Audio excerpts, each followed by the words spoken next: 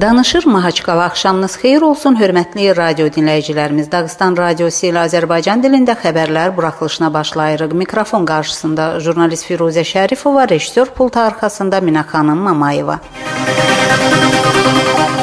Rusiya Federasiyasının baş naziri Dmitri Medvedev Respublika rəhbəri Ramazan Abdullatipovla görüşündə Dağıstan ərzaq embarqasının davamı çərçivəsində öz iqtisadiyyatının inkişaf göstəricilərini yaxşılaşdıra bilər demişdir. Müvafiq embarqı Rusiya Federasiyası tərəfindən Avropa İttifaqının sanksiyalarına cavab olaraq 2016-cı il avqust ayının 5-nədək uzadılır. Qeyd etmək istərdik ki, Avropa İttifaqı öz sanksiyalarını elə həmin il yanvar ayının 31-nədək qüvvədə saxlayır. Medvedevin sözləri ilə Dağıstanın bağçılığın, tərəvəzçiliyin inkişafında imkanları gözəldir. Bunu üzümçülüyə də şamil etmək olar. Müvafiq sahələr daha da möhkəmləndirilməlidir. Fikrimcə, bu sahəli işlərə elə bugündən gərəkli diqqət ayrılarsa, Dağıstan öz gələcək iqtisadi inkişaf imkanlarını artırmış olar deyə Medvedev vurğulayıb.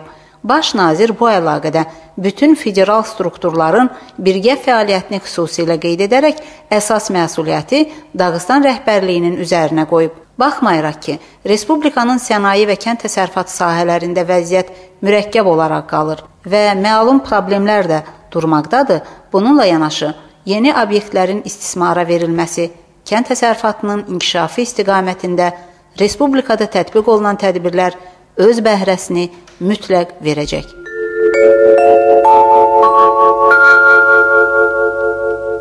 Respublika Kənd Təsərrüfatı və Ərzaq Nazirliyi Mətbuat Xidmətinin məlumatına əsasən Dağıstanın kənd təsərrüfat malları istehsalçıları cari il üzümçülüyün inkişafına dövlət tərəfindən federal büdcədən ayrılmış 75 milyon rublu əldə etmişdir.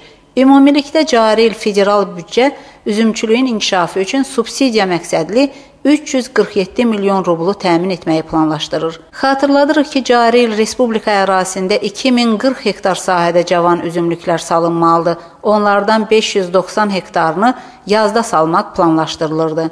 Dövlət tərəfindən buraxılan vəsait hesabına üzümçülər cari yaz aylarında planda nəzərdə tutulan göstəriciləri qabaqlayaraq 635 hektarda yeni üzüm plantasiyaları sala bilmişlər.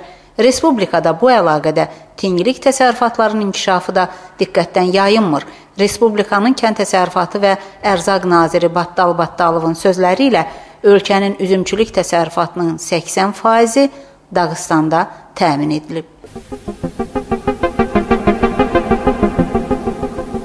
Dərbənd rayonunun təsərrüfatlarında payızlıq taxıl yığımına başlanılıb. Bütövlükdə 2000 hektarın məhsulu toplanmalıdır. Cari ilin mülayim iqlimi bol məhsulun yetişdirilməsinə imkan verib. Rayonun Kaspia aqrofirmasında bütün aqrotexniki tədbirlərin vaxtında təmininə xüsusi diqqət ayrıldığından burada da kənd əməkçiləri bol məhsul əldə edəcəklərinə əmindirlər. Təsərrüfat rəhbəri Sadir Ziyavudinovun sözləri ilə müasir tələbləri ödəyəcək texniki təchizat məsələləri də öz həllini tapsaydı, pis olmazdı.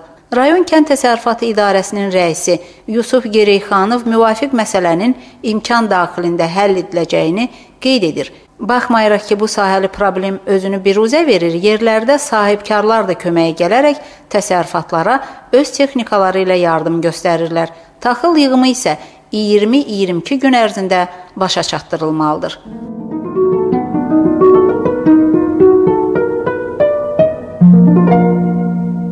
Sankt-Peterburq şəhərində Rerixlər ailəsinin Dövlət Muzey İnstitutunda Dağıstanlı şəkil çəkən rəssam Arif Hüseynovun Dərbənd Rusiyanın ən qədim şəhəridir adlı sərgisi açılıb. Sərgiyə rəssamın Dərbəndin minillik tarixini açıqlayan 100-dən artıq rəngli şəkilləri təqdim olunub. Sankt-Peterburqun xarici əlaqələr üzrə komitə sədrinin müavini Mikhail Suminin sözləri ilə Arif Hüseynovun şəkilləri tamaşaçılara Dəmir Qapı Dərbəndin qədim mədəni irsindən xəbər verir.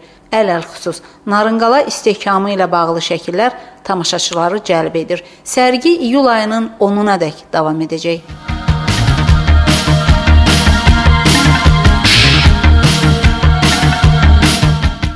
Diqqətinizə çatdırırıq, hörmətli radio dinləyicilərimiz ki, Rusiya Federasiyasının yığma komandası Bakıda keçirilən 1-ci Avropa oyunlarında ümumkomanda göstəriciləri üzrə 1-ci yerə çıxıb.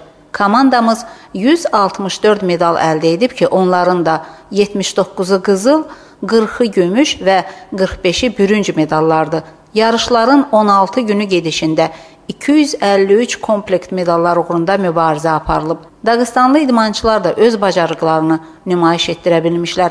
Avropa oyunlarının 4 qızıl, 1 gümüş və 3 bürünc medalını yığma komandaya Dağıstanlılar gətirib. Siz son xəbərlərə qulaq astınız.